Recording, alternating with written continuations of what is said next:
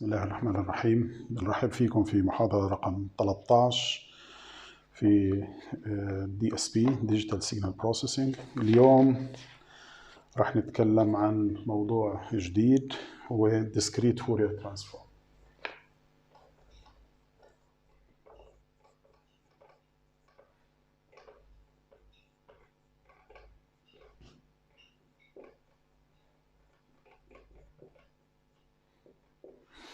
One moment, please.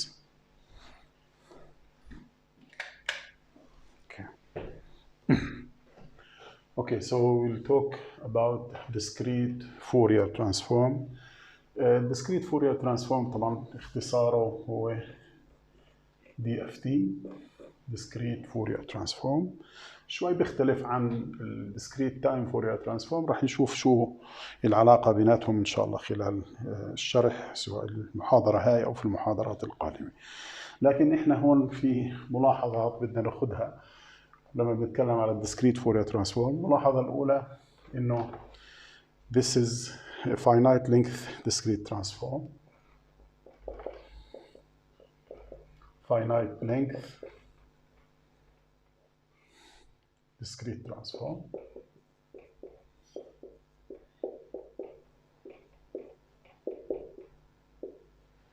So دائما راح يكون عندي n length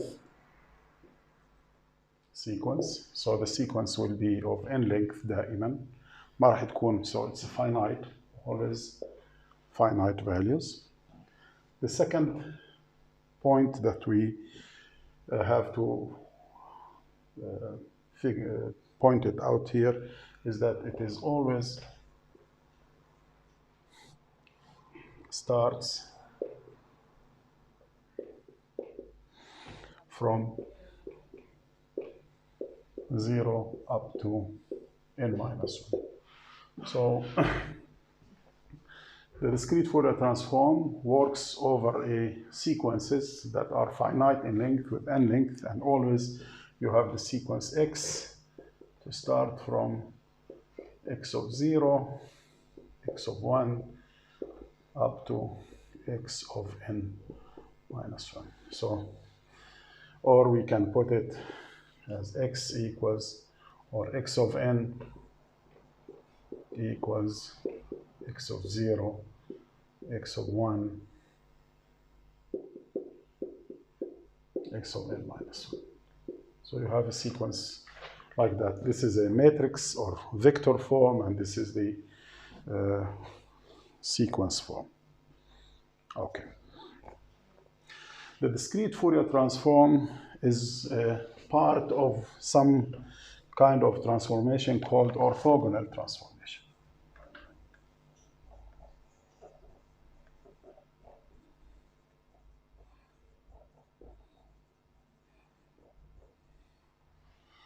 So what do we mean by orthogonal transformation? Let x of n denote a length n time domain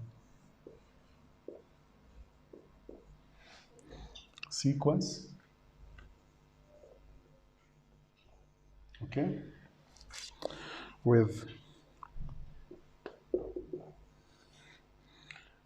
x of k denoting the coefficients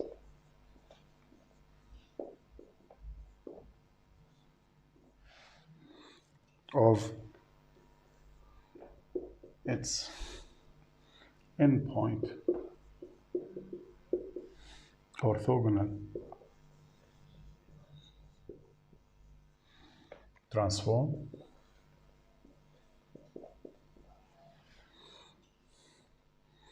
Then we can say that x of k is equal to the summation from n equals 0 up to n minus 1 x of n times psi complex conjugate of k and n.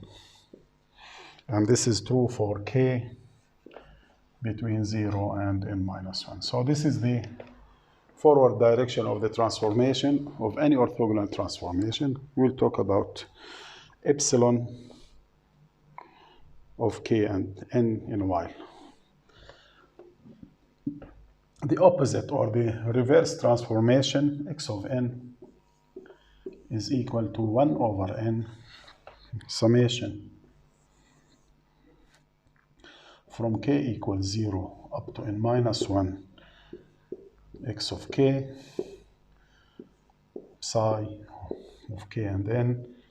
And now we are doing the for x of n's for n between 0 and n minus 1. So this is the forward transformation. This is the reverse transformation. The first equation is called the analysis. This one here is the analysis equation. And the one below is called the synthesis equation.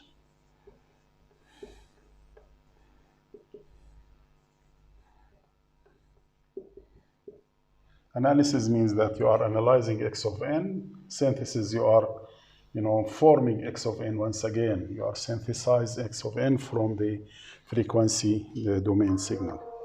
Okay, now what is psi? Psi of k and n is called the basis sequences.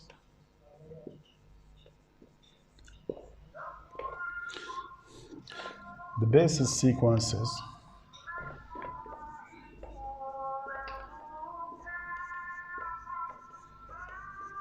so the basis sequences should satisfy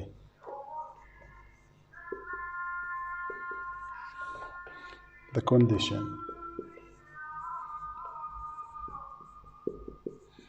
The basis sequences should satisfy the condition of orthogonality. What is the condition of orthogonality here? The condition of orthogonality means that if you have 1 over n summation from n equals 0 up to n minus 1 psi of k and n multiplied by psi complex conjugate of some L and n, this should equal 1 if L equals k and 0 if L does not equals to k. So this is the orthogonality principle. This one here is the orthogonality principle. And this is actually the inner product of the two different psi's. If you do the inner product of one of the basis sequences with itself, then you have to have some constant. It's normalized by n. So this is an orthonormal. Because this one is 1, orthonormal basis sequences.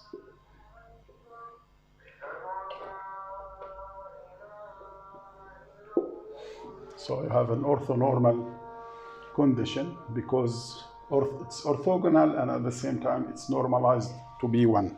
So this is an orthonormal basis sequences. Okay?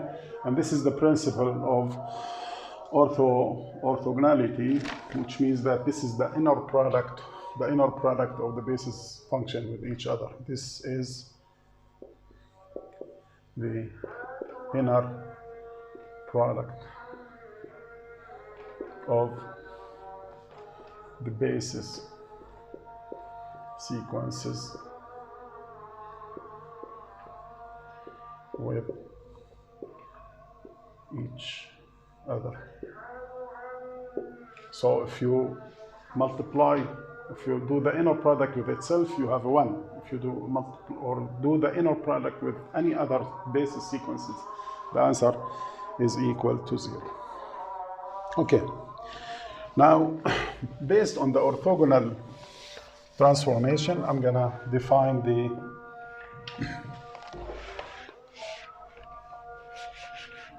discrete Fourier transform. So the discrete Fourier transform is one class of the orthogonal. So the definition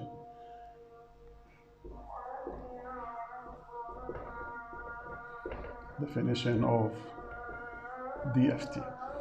The definition of DFT, the discrete Fourier transform,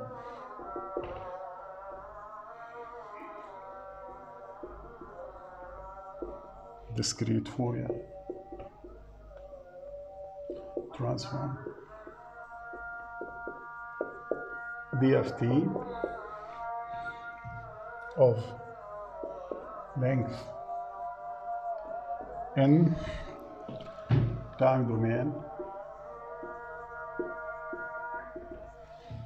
sequence x of n is defined by, so the discrete sequence or the discrete Fourier transform of the sequence x of n is defined by x of k, and this one is x capital. K is the index for the transformation domain or the frequency domain. N is the reserved for the time domain, k for the frequency domain. X capital of k means the transformation, and this is equals to the summation from n equals 0 up to n minus 1, x of n times e to the minus j 2 pi k n over capital N. And this is for k in 0 and n minus 1. So this is the new transformation, x of n multiplied by this factor, the exponential factor, e to the minus j 2 pi kn. Now if you want to evaluate x of k, you're going to start with evaluating x of k. Let's say x of 0. X of 0 equals to summation from n equals 0 up to n minus 1 x of n e to the j 0, because k is equal to 0. So this is for k equals 0, x of 1 equals to summation x of n from n equals 0 up to n minus 1 e to the minus j 2 pi n over capital N. This is for k equals 1.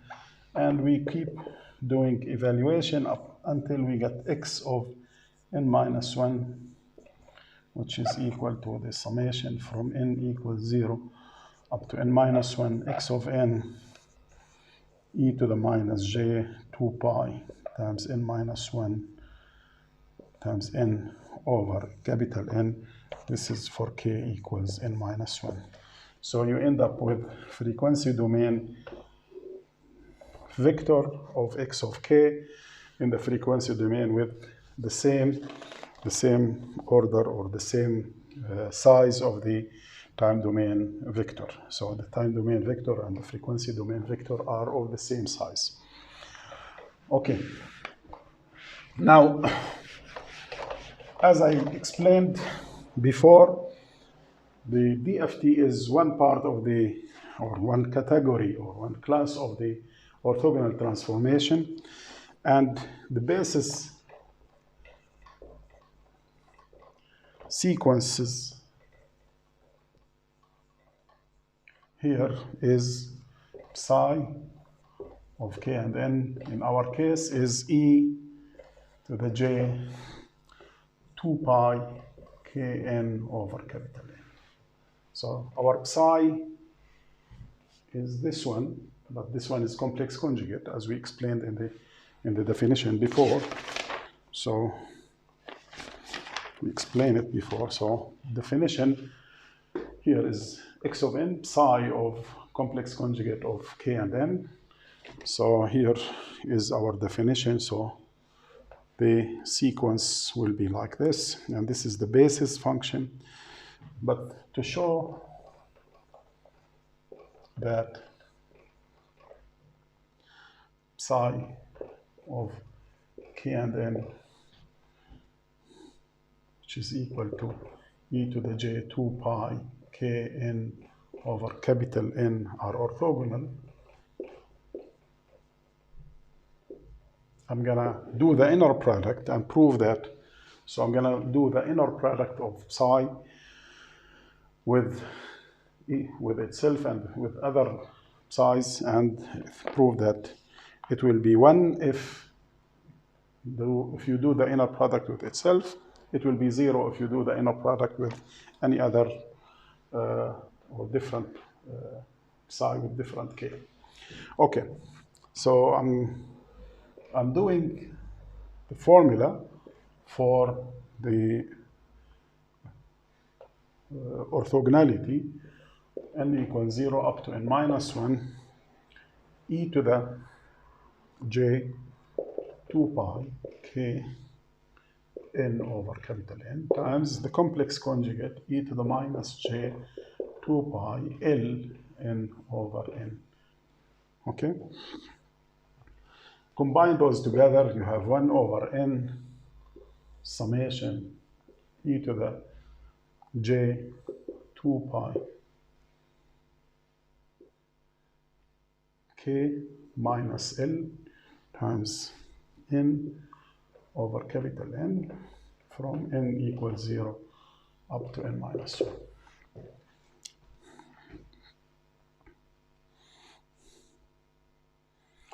Okay.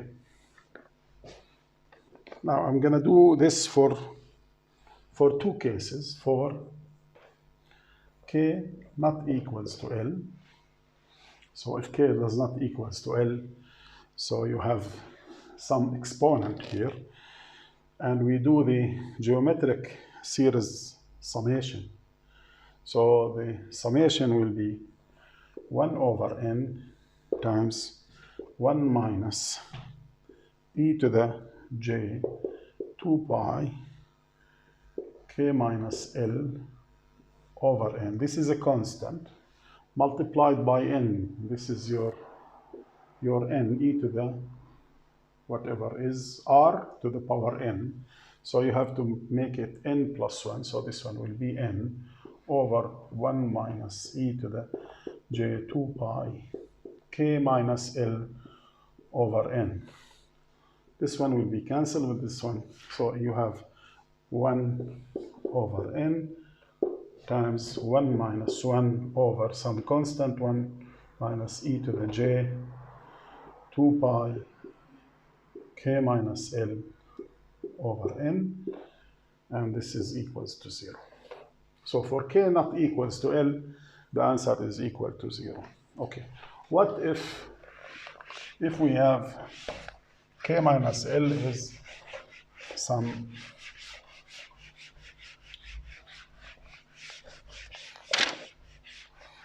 it's equal to 0 for k equals to L and r times multiple integer values of n, capital N. If you apply it here, k minus L is a multiple integer, k minus L, so it's Rn divided by n, so this one will be 0 over 0. So this will be n times 0 over 0 if you are taking this formula. If you take this formula from the power series, then you have 0 over 0. So we have to go backward to the original definition and put it in the form 1 over n summation from n equals 0 up to n minus 1, okay, e to the j 2 pi k times n over n times e to the minus j 2 pi, and we substitute for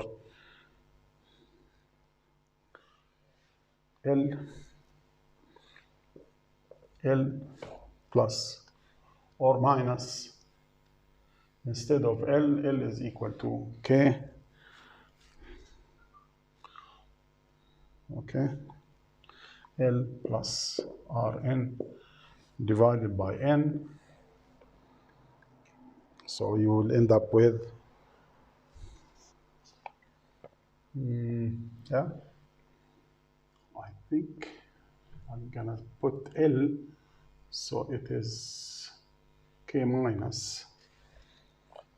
So K, yeah, instead of L, I'm gonna put here K minus Rn. So if you add them together, this is equals to, yeah, here. So you have L equals to K minus Rn. Yeah. So we substitute for L. Okay, expand it.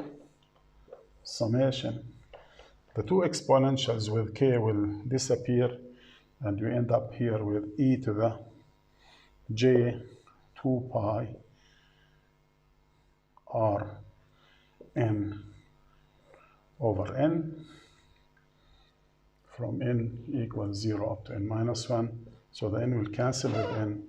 So we have a multiple, an integer multiple of 2 pi, which is equal to 1 over n summation of 1s from n equals 0 up to n minus 1, and this is equals to n over n, and this is equals 1. Okay, so we prove the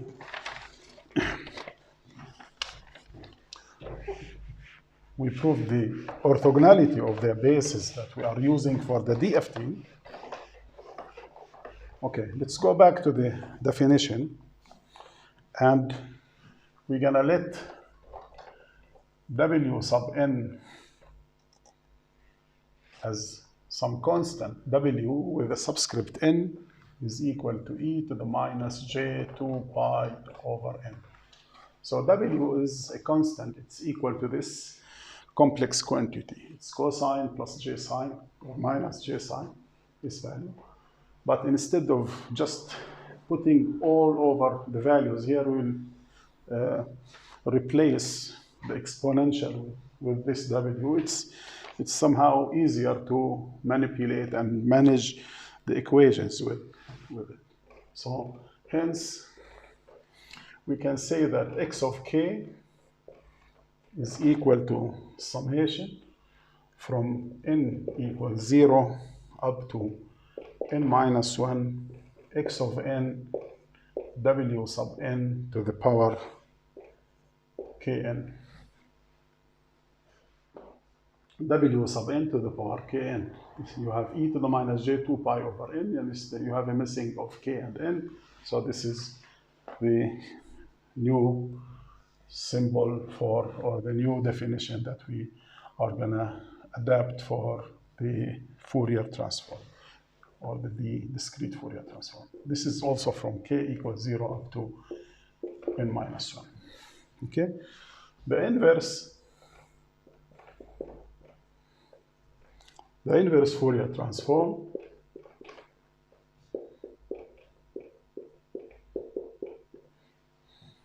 IDFT will be x of n equals to 1 over n summation from k equals 0 up to n minus 1 x of k W sub n to the power minus kn. Okay, this is for n between 0 and n minus 1. And you can see that you are using exactly the same value, but with a minus sign. So there are a good relationship, or some useful relationship between the Fourier and the Fourier inverse. Okay, we can represent this symbolically by doing a DFT for x of n to be x of k. Okay. Now, before we're gonna take an example. Let's just try to put the definition in a very straightforward matrix form. So we're gonna do some matrix relations here.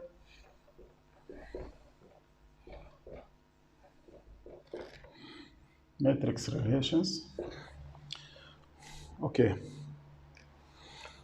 The DFT samples can be expressed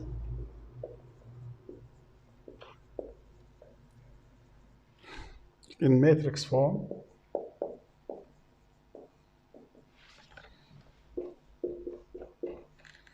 as X capital equals D sub n, this is the DFT matrix with size of n by n times X small, where X capital is the vector components or composed of the n DFT samples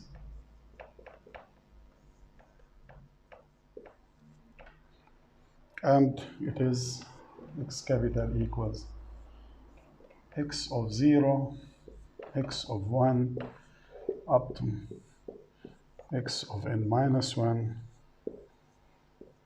transpose. It means that originally this one should be a column vector. Actually, you can say that this X is equal to X of 0, X of 1 up to X of n minus 1. Okay? This is the vector in the frequency domain, and it is of the size n by 1. So this one is n by 1 vector or column vector. Yeah. Okay. X small is equal to X of 0, X of 1. This is the time domain sequence up to X of n minus 1 transpose. And this is a n by 1 vector. Okay. And the DFT matrix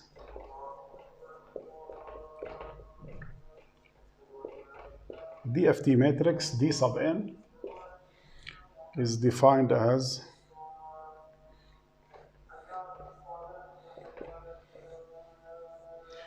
ones,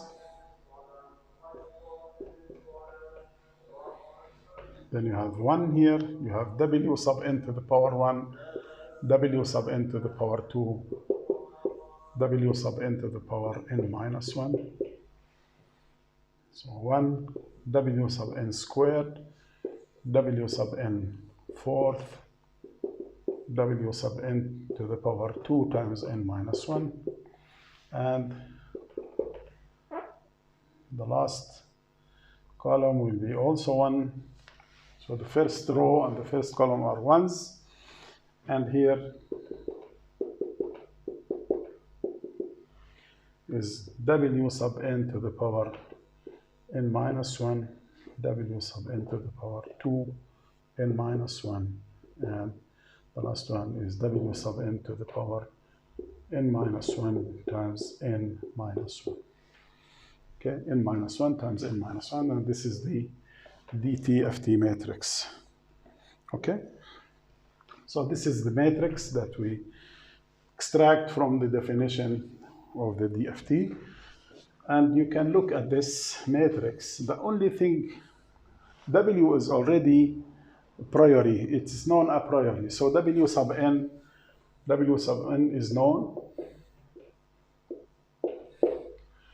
And if you know n, which is the size of the input vector that you are going to perform the DFT upon, then if you know this, the size of this sample or the size of the input vector that you want to perform the DFT for it, then you know n already. So if you know n already, this matrix is n by n. And if you know n, then this matrix is already known. Okay. So the only parameter that you want to know to construct the D matrix is to know n. If you know n, then everything is already known. Okay, the inverse DFT relation can be expressed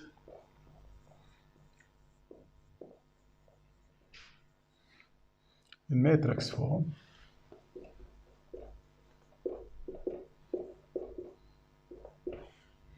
as x small equals d sub n inverse x capital. So if you want to go backward, this is in linear algebra. If you have x capital equals d sub n x, then you can do a pre-multiplication. So if you have here x equals d sub n x small, to find x small in terms of those two values, you pre-multiply here by d sub n inverse, here by d sub n inverse. Those two together is I sub n, the identity matrix.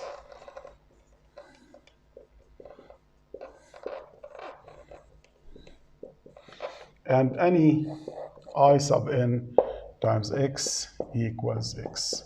So x small is equal to d inverse x. Okay? So this is known from linear algebra. Okay. But also we have a definition here. And the definition also for the inverse, we can say that the d sub n inverse is also equals to 1 over n, and this is taken from the definition of the inverse DFT, 1 over n with a multiplication of ones 1, and here we have w sub n to the minus 1, w sub n to the minus 2, w sub n to the minus n minus 1, 1 w sub n to the minus 2, w sub n to the minus 4, and here w sub n to the minus 2 times n minus 1.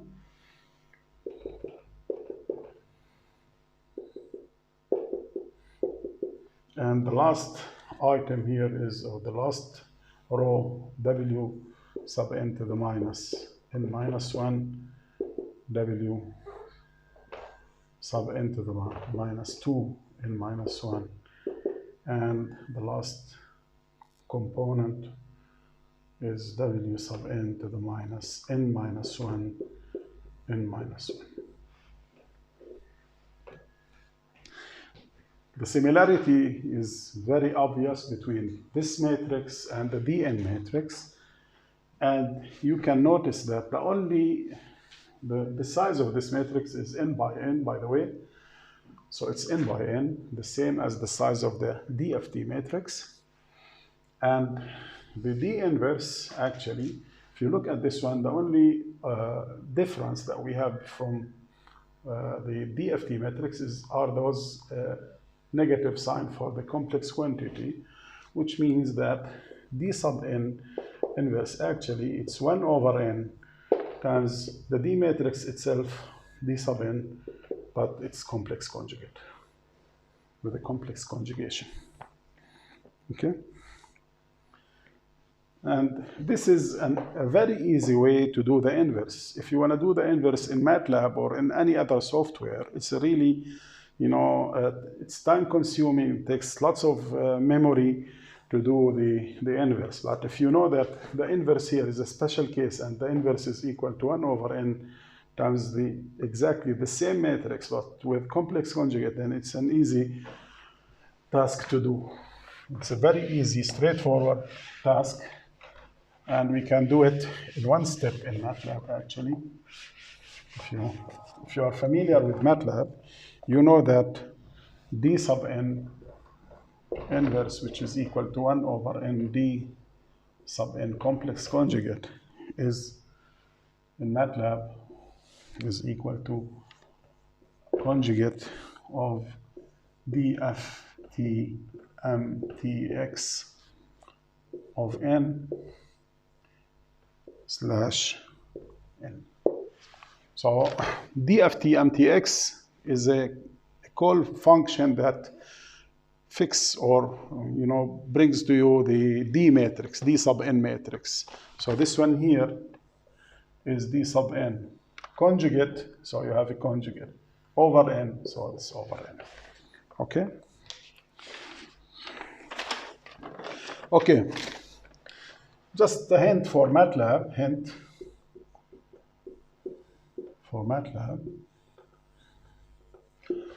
we usually find x is equal to ft of x small.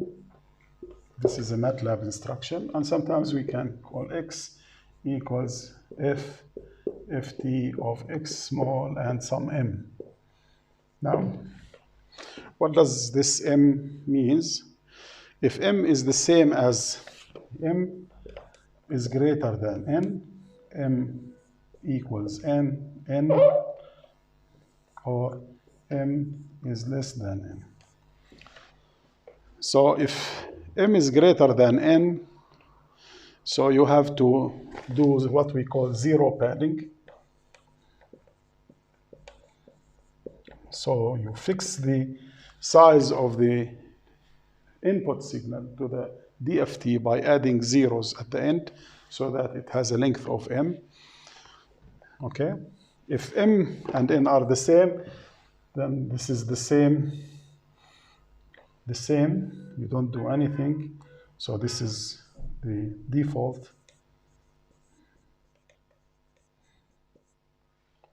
It's like this one here, the same as this one. If m is, then you truncate. So if m is less than n, then you take the piece of x with the size m, and you do the DFT for it. Okay, let me end this with an example for the DFT, and I would encourage all of you to take this sequence and to do the DFT, the FFT for this sequence on MATLAB. So the example is, let x of n equals to 1, 2, 0, and 1. Find the DFT of x of n. Okay, so here we know that n equals 4, so n equals 4. So I need to construct D4 matrix, and the D4 matrix will be 1, 1, 1, 1, 1, and we know that you need W sub 4, which is e to the minus j 2 pi over 4, and this is equals e to the minus j pi over 2. So every time you are adding pi over 2, so here you have W sub 4 to the power 1. So to the power 1, it's W to the power 1, so this is 1. So e to the minus j pi over 2 is actually equals to minus j. Yeah? W sub 4 to the power 2, it's equal e to the minus j pi over 2 times 2. So it's e to the minus j pi, which is equal to minus 1. So every time we are adding, you are going down 90 degrees, then here, then here, then here, and so on. So you are, every time you move by the index here, to the power 1, to the power 2, to the power 3, power 3, then you are here. So it's j.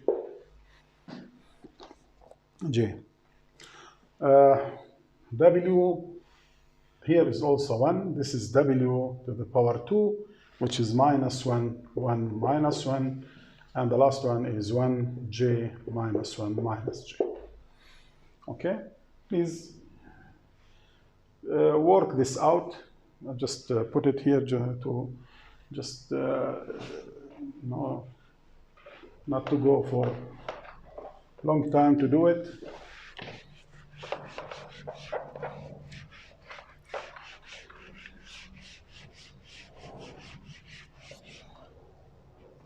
So this is my D4. So X capital is equal to the matrix multiplication of 1, 1, 1, 1, 1 minus j minus 1j, 1 minus 1, 1 minus 1, and 1j is 1 minus j. Multiplied by 1, 2, 0, and 1. And we will have here 1 plus 2 plus 0 plus 1. Okay.